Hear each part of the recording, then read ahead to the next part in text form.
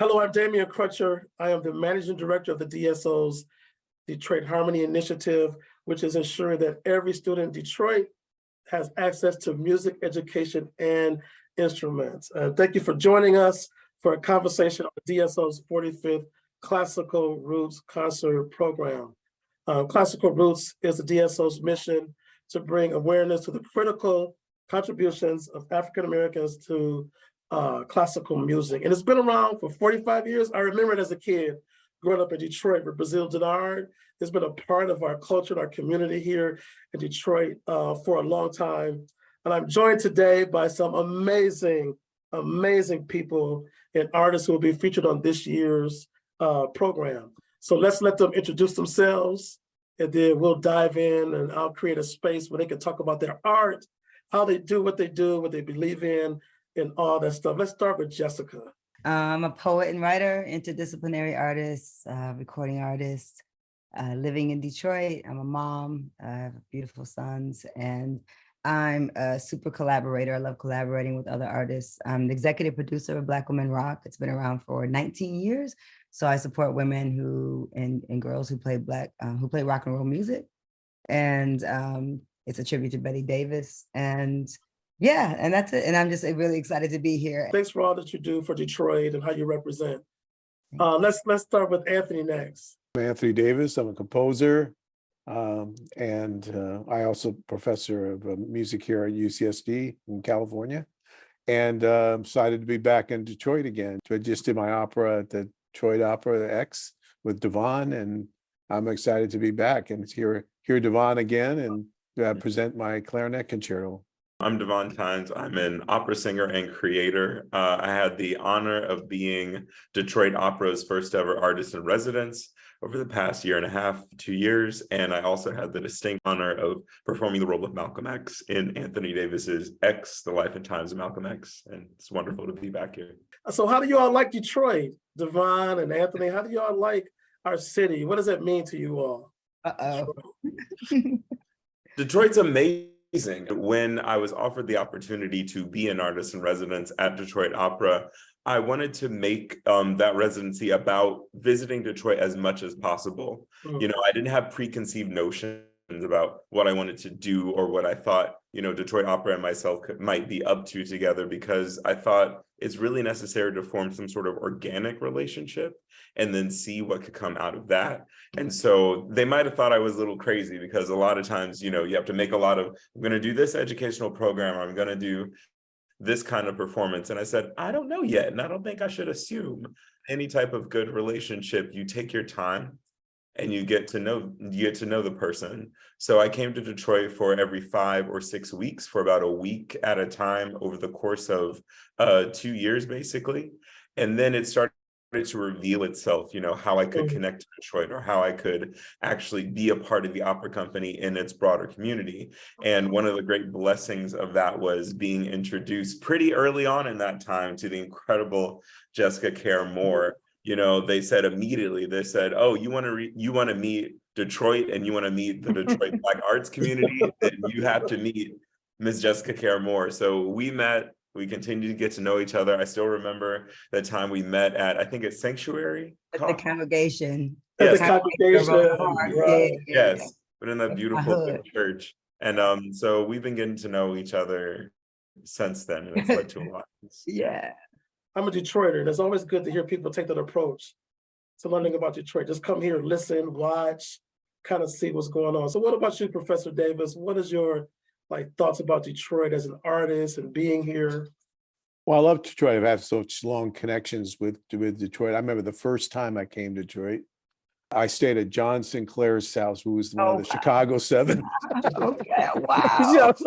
So Detroit has it's always been welcoming to me. And then meeting so many musicians and so many of my close friends from Detroit, like Verona Clough and Jerry Allen was a close friend of mine. And so I felt always such a strong connection. And I was a resident composer at Detroit Symphony years ago, and it was really an interesting time. So I visited Cass High School, Tech and stuff.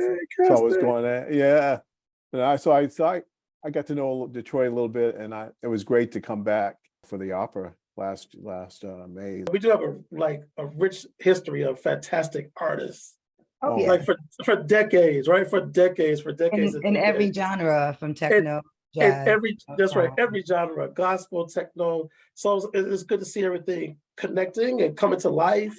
I Yeah. used to play with Spencer Barefield and Anthony Oh. Holland and all those guys, and Jaribu and Tani Tabal. So that was kind of a band I was playing with, and they were all Detroiters. We did concerts at the Detroit Institute of the Arts. Mhm. So it was always a great time to come here.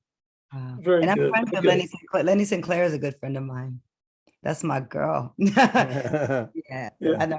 So we make these great connections too as we Yeah. talk. One of the pieces that's featured on the concert, the Classical Roots concert, is the Concerto No. 1, the sermon. So Davóne, tell me about this work. Tell me about this piece, this work, where it came from, your motivation. Just talk to us a little bit about it. It sounds amazing. I want to let you know that. Yes, Concerto No. 1 sermon got born during the early parts of the pandemic, actually. That was a time for, everybody to sit still and think about some things in a deeper way. And I was invited by Maestro Yannick Nietzsche of the Philadelphia Orchestra. He invited me to be a part of their digital concert series, and originally to sing John Adams's The Wound Dresser. And it's kind of abstractly understood as a way of showing people how you take care of other people. But at that particular time, later in 2020, I wanted to be a bit more explicit about how people should maybe care about each other. I wanted to make a statement that was a bit more or less abstract and more direct. And I came to this idea of a sermon because I grew up in the Black Baptist Church in rural Northern Virginia. And that's, I have pastors in my family, and that's just a huge, part of my upbringing and a part of my even musical understanding. So I took the form of an exegesic sermon, which is where you take a scripture or a text and then you expound upon it in order to share an idea or a value. I wanted to take the scriptures as writings of Black writers. So I have a piece by James Baldwin from Letter to My Nephew as the introduction to his book, The Fire Next Time. I have a very short poem, but very strong poem from Langston Hughes called Hope.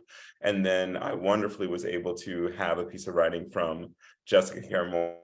Those are the scriptures, and then the actual sermonizing takes place in the songs that I've chosen to put together with each bit of text. In the first movement, there is the James Baldwin text, and the scripturing or the sermonizing comes from John Adams's Shake the Heavens. That is my favorite thing that John's ever written for my voice type. So I still gave Yannick some John Adams, but I gave him more what I was mostly excited about to outline the program of it.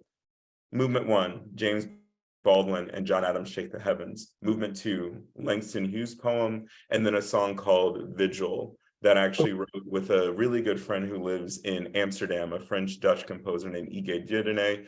I got to know him when I was in the Netherlands singing a lot for the Dutch National Opera over the past years. And so we had a tradition of just hanging out maybe till 4 in the morning and just improvising. We would set different moods and we'd say, let's just riff for the next 10 minutes in the style of Benjamin Britten, or the next, this other session that this song came out of, we combined the ideas of Fauré, a French impressionistic composer, and gospel music.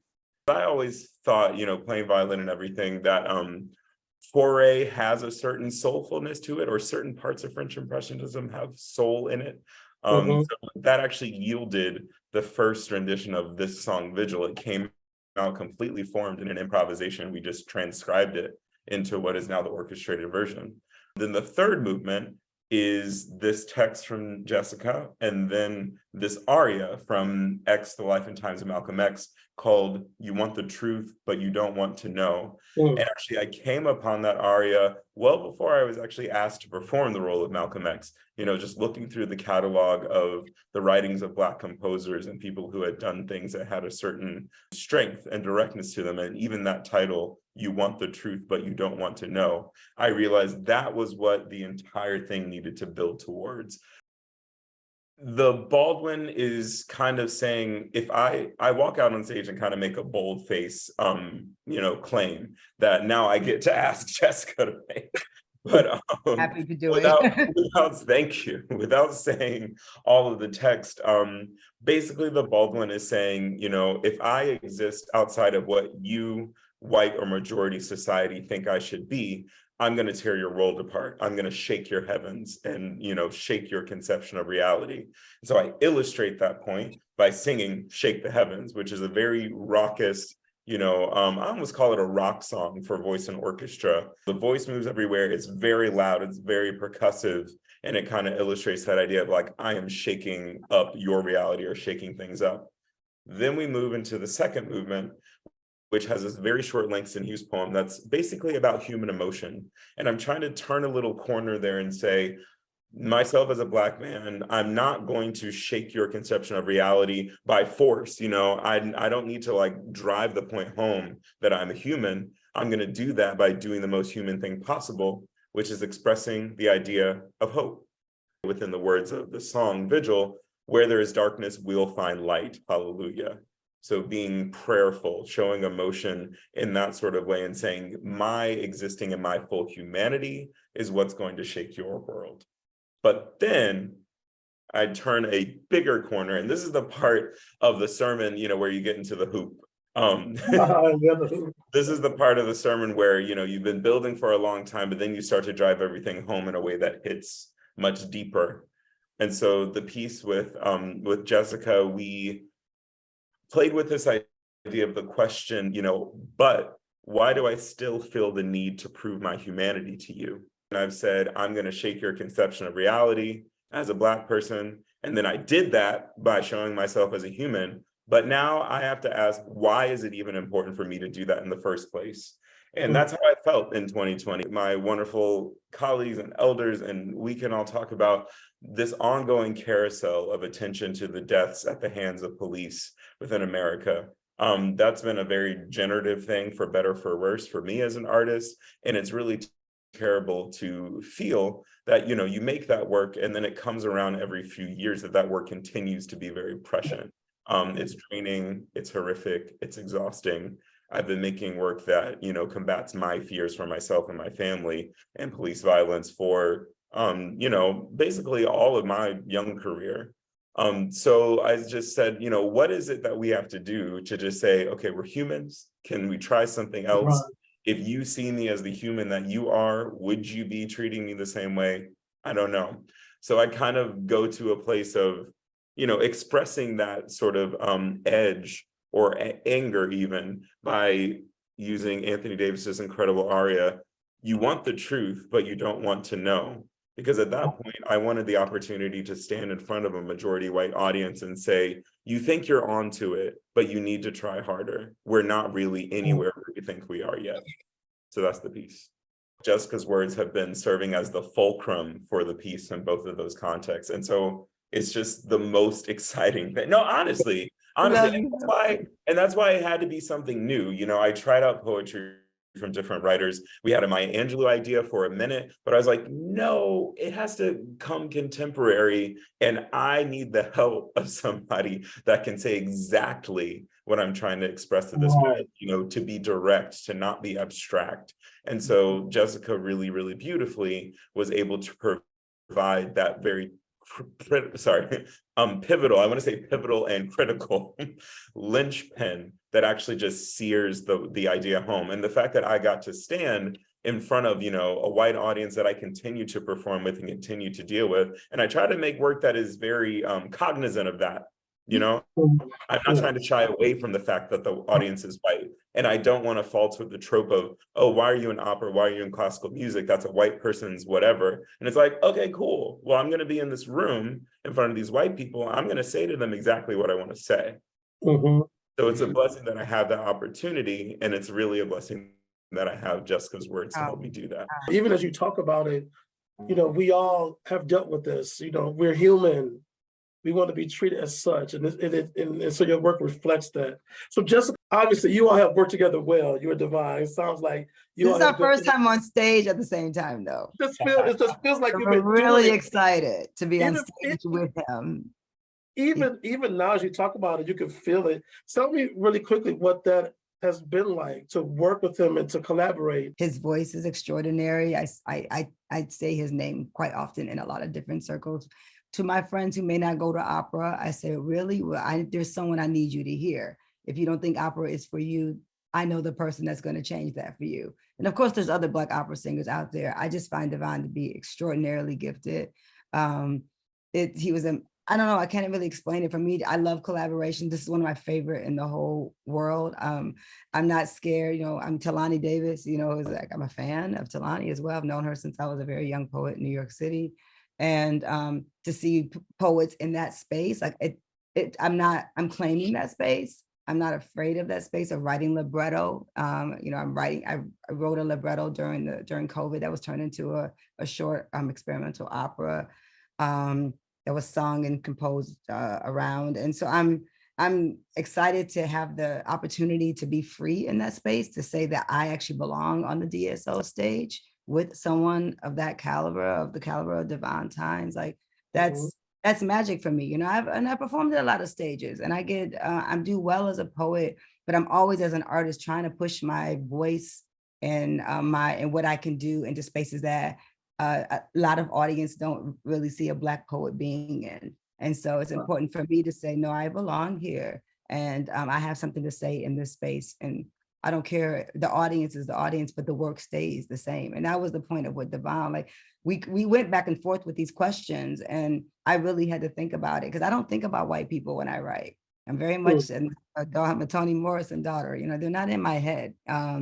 But they have experienced my work. And that's for Black conservative folks too. I don't switch it up for the uncomfortable Black people who aren't completely in their bodies all the way. And so this is like a very freeing performance, and I'm very excited because I've never been on stage with Davóne, so I know it's going to be like extraordinarily powerful. I know what my voice can do. I know what his can do, and so just Detroit, be ready. Yeah, I'm wait.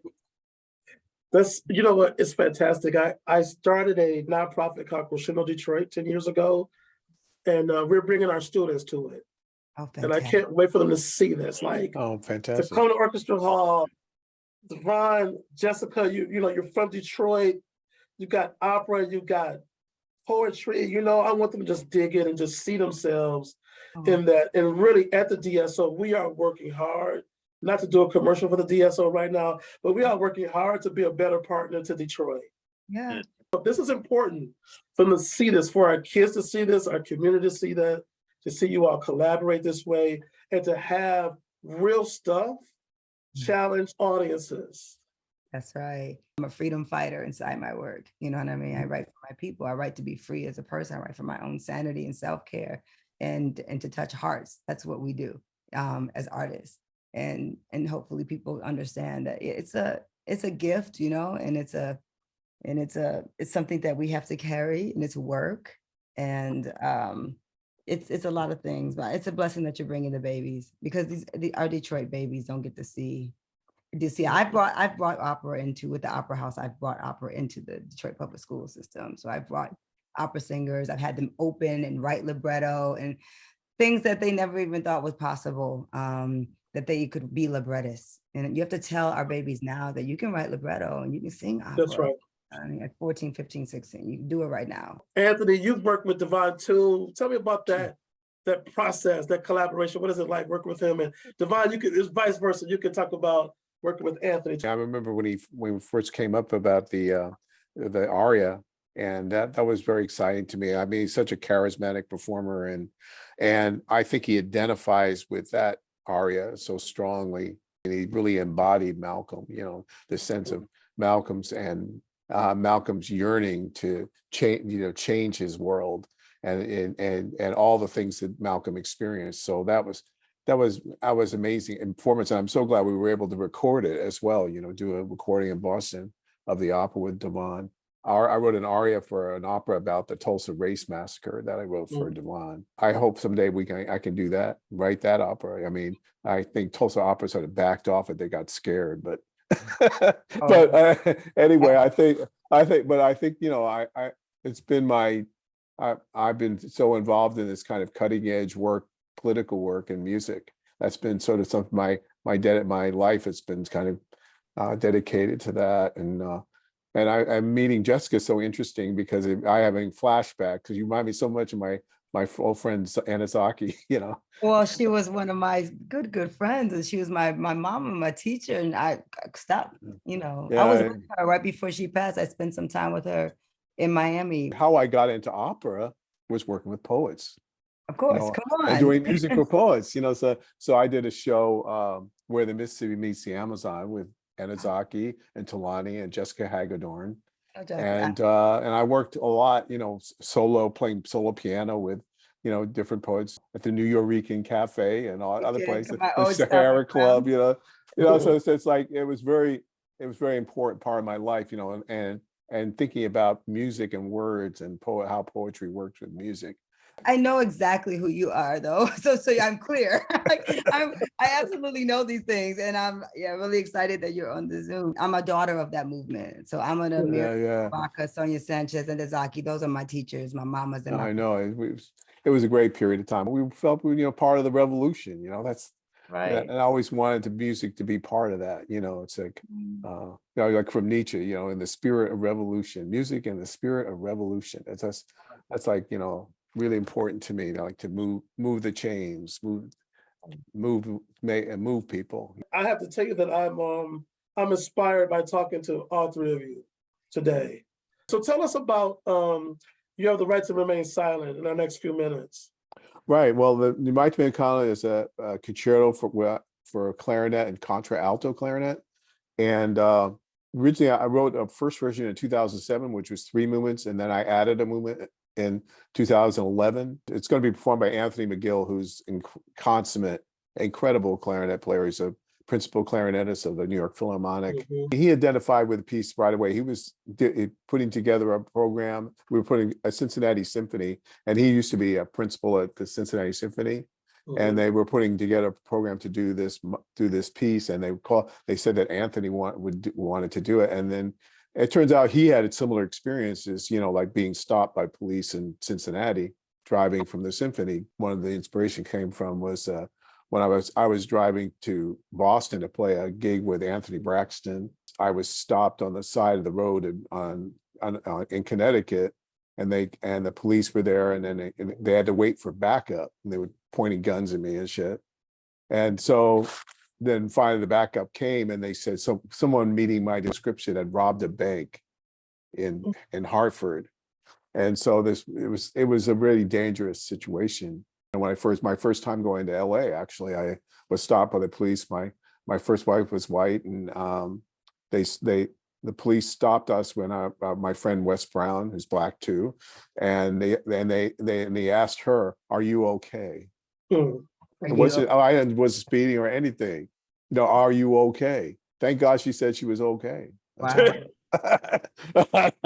But it's just saying that it's part of what we live with, you know. And so I decided I wanted to do this piece and have the Miranda, the orchestra actually say the Miranda. And the first movement is the orchestra is in effect interrogating the clarinetist. The clarinetist is the victim. And so then all of a sudden they stopped. The music stopped, and they said, "You have the right to remain silent." And then later in the piece, I had the percussionists I've used the speech rhythms of it, and they do the whole Miranda with speech and rhythm. And there's the clarinet and the electronics are playing around, you know, the Miranda that's being recited, but as they also play percussion with it. The percussion with it. So it's a way of developing that material, but to realize that, you know, using something that people have heard on TV shows and stuff, or heard part of it, but it's something that, you know, that always a threat. It's supposed to be a protection, but when you hear it, you know, it's pretty shocking. The second movement features a contra-alto clarinet, which is an E flat, which is a rare instrument. It's a very low instrument, and It's called Loss, and it deals with kind of emotional quantum. It starts with this kind of gamelan-like texture that the contra improvises on top of with the electronics, and then it becomes a duet with the electronics and the contra, and then it finally goes into this melody that I evoke one of my great influences, Charles Mingus. Charles Mingus was a big influence on my music and my development, and so I kind of do an homage to him at the end of the second movement. This melody comes in on the contra, and it's more like almost a big band setting.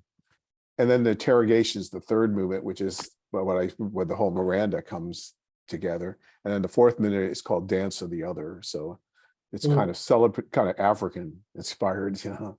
Can I ask a question about Mr. Davis about the Miranda rights? Because weren't they adjusted? Didn't they kind of go away in 2022? If I'm not mistaken. Because the Supreme Court's now they're so pro-police and anti, people. That's evident. The new conservative majority in the courts. It's just really, really. It's really scary. I mean, sometimes you imagine, are we in the Weimar Republic? Now it's like 1930, 1931. I mean, banning books. Toni Morrison's banned in Florida. What is that? Or Baldwin, or yeah. Yeah, I mean, it's incredible what they're doing. It's like I think we should organize I think we should have a read-in Florida. We all get celebrities to go down to Florida and read aloud these books. Just take Toni Morrison book and read through the whole thing. Like say, oh, we're gonna have a session. We're gonna read Toni Morrison loud. Okay, might get we'll probably get arrested, but I think that will dramatize. I'm in. Let's get them on. Absurdity. Yeah, it's absurd stuff. And I don't understand why that's not happening. We have to keep pushing and fighting and representing and talking and challenging. Even as you talked about interacting with police, I felt that thing come up because I've dealt with that. We've dealt with that before. We all have. We all have. Definitely. People all understand. People don't understand what that feels like. The fear and the anxiety. Even when you haven't done anything, it doesn't matter. You just, you have a black son in your house. Oh my God! I have a 6-foot tall 16-year-old. My son's a baseball player, professional baseball player, and he's driving to San Diego from Florida. And he got stopped by the police in Arizona, this little hick town in Arizona, and they threatened him with jail time and stuff for something he didn't. I mean, it was insane. The extremes of how far they wanted to go with the difference in how people are treated and the deference certain people get and then the punishment other people get. It was really absurd. I always worry about it. I look at my I would have the app to see where he is, like drive when he's driving through those, through the country. And that's something that you have to worry, but you do worry, like my son just now he wants to get his driver's license. It's the thing. I'm more scared about him getting pulled over than I am about him driving the car. When he first got his license, he said his friend, he said, well, some of his friends were driving other friends, and that's illegal, when they're first driving. And he said, well, can I do that? I said, no, you're black. You can't do that. They're not going to treat you the same way. They're not going to laugh it off. Or some of your white friends, they'll laugh it off. They're not going to do that. And lo and behold, is one of his black friends with his little sister driving, and he got busted for it. You all do not shy away from challenging the audience, obviously. What has been the most profound reaction to some of your work? Like, do you remember an audience member, white or black, that has come to you, or you've seen a reaction that kind of stuck with you? For me, I had a reaction once. I did it's very funny. Actually, when I was doing my opera Amistad in Chicago, at the Lyric Opera Chicago, and Oprah Winfrey was going to do a show about the movie, but she sent a producer sent some children to see the opera, and they saw the movie. But the children's response was that they didn't like the movie, but they liked the opera, which is shocking. And they said because it made them feel proud to be who they were. It was everything. But unfortunately, Oprah would not air the thing because Spielberg was coming on the show. She wouldn't air what the children actually how they responded to both things. But that was really interesting to me, you know, that they could identify themselves so strongly in an opera with you know what we were trying to say in the opera. So it was that was very moving. Young girls, and especially that saw me on the Apollo. You know, my boyfriend was being abusive towards me. Your poems helped me get out, feel stronger. You know, just really small things. I've had, you know, little young white girl shaking, hugging me, when just coming into a classroom to speak, saying that thank you for being an author that spoke to us like real people. Normally people come here and just read their book, but you actually talk to us. There's been so many extraordinary moments like that across racial lines, across gender lines. I can't say, I recently wrote this techno choreo poem that's opening at the Apollo in April. There was a little girl in my audience that asked at the talkback, she's probably 8 years old, and she asked me why I wrote this work. And which is a piece, a choreo poem that's based in 3071 with a Black girl named Salt. I told her that I wrote it so that you could see yourself in the future. And because we didn't, again, like what Mr. David was saying about the young people, like we didn't know that the kids would like it's a techno choreo poem. So it's Detroit techno, it's choreo poem, it's abstract, it's futuristic. We didn't know if kids could come and grasp it. And people brought their children out and we were like, oh, kids are here. What's gonna happen? And the kids were completely enthralled by the work. What about you, Davóne? I performed a piece that I had made, one of my first works, in response to racist police brutality. And it's called Were You There? Based on the spiritual Were You There when they crucified my Lord? Or were you there when you took the life of somebody very special? It's a piece where there are these light sculptures that are from like standing on poles from the ground. And I go through a series of songs, and it's a big mix of songs. There's Handel, but there's mainly spirituals. Were You There When They Crucified My Lord, or Sweet Little Jesus Boy, which is my grandmother's favorite spiritual. And you slowly realize that these life sculptures actually represent the victims of racist police brutality.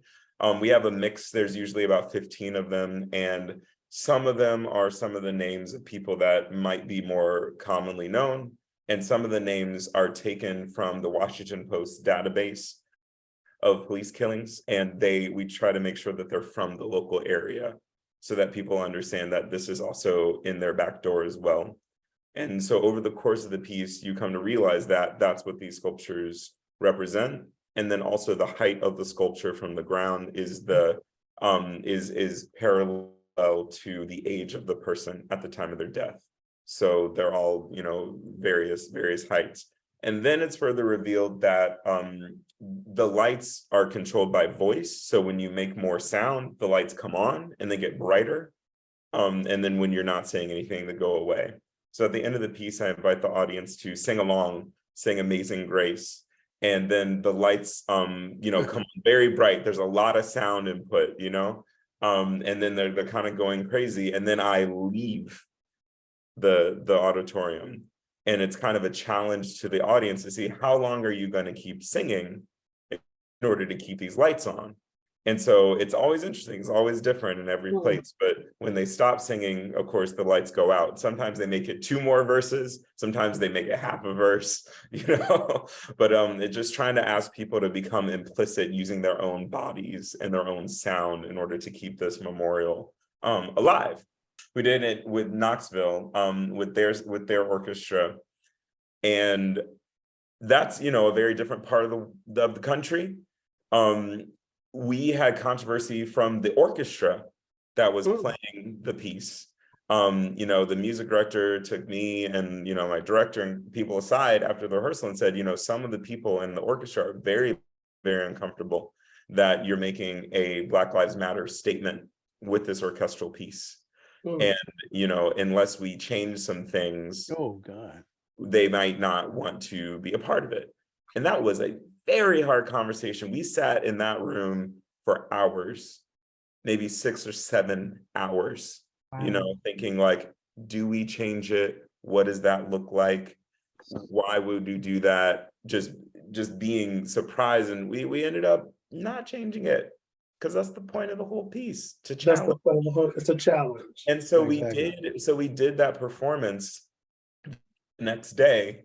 And I remember, standing outside the stage door with my coffee at 8 a.m, waiting to go into rehearsal. And it was a parade that day. An entire faction of police wearing Blue Lives Matter t-shirts with a flag just ran by the front of the theater. I said, okay, Oh, dang. this is where we're at.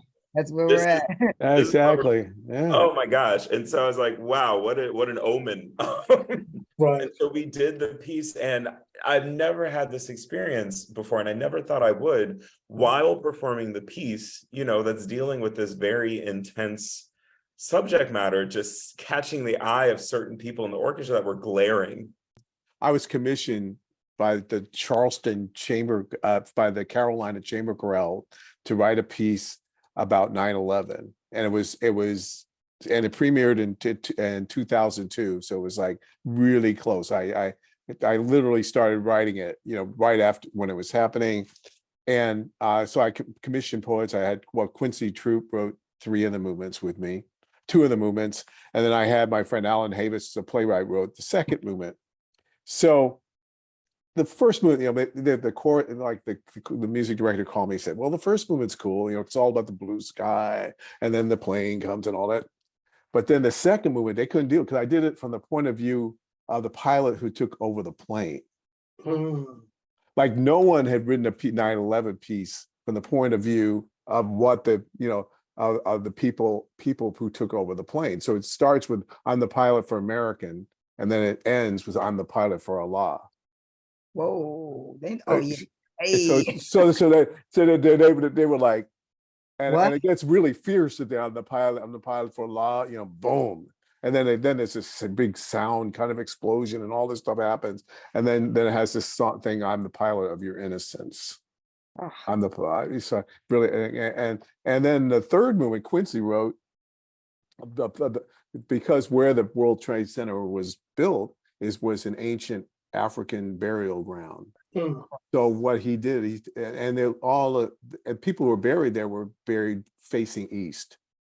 So what they were Muslim, because they were buried facing east. They're Muslim slaves who came to New York, early on. So he had this idea of the souls of the people buried underneath, meaning the people jumping off the building, and it became this whole thing. God. That was Quincy. They were not ready for that. They weren't ready for that. No. 2002. They said, okay, we'll do and the fourth movement was a psalm, like the psalm, we ate ashes for bread, so. But I had those two. So they said, well, we just want to do the first and the fourth movement. We're not going to do the second and third. I said, no way, man. Yeah, I'll cancel. Wow. That's it. If you're not going to do those, I mean, that's not going to happen. So we went back and forth, and I said, I was just adamant, and they finally decided they do it. So when we did the performance, the chorus did the section, and this whole sound section with electronics and stuff comes in after the I'm the pilot for Allah thing, and then but before I'm the pilot of your innocence, I saw the whole chorus they were crying. There was just tears flowing. And then they kind of gathered themselves and finally sang on the pilot. It was this really stunning performance. Sometimes we brush aside things. We look at the official version of what these events are supposed to be, the official version of Amistad, for example, like what Spielberg did, or the official version of 9/11, that doesn't take in account other perspectives of it, and that purposely, a lot of times for propagandistic reasons, tells you one side of the story, one side. So I wanted to do something that disturbs that, but so that people can kind of go through this and look at it from a different point of view. Thank you all for being a part of it, coming to Detroit with your art, challenging audiences. I'm looking forward to seeing it, and I'll see you all backstage too. I'll be like, hey, what's up? Look forward to it.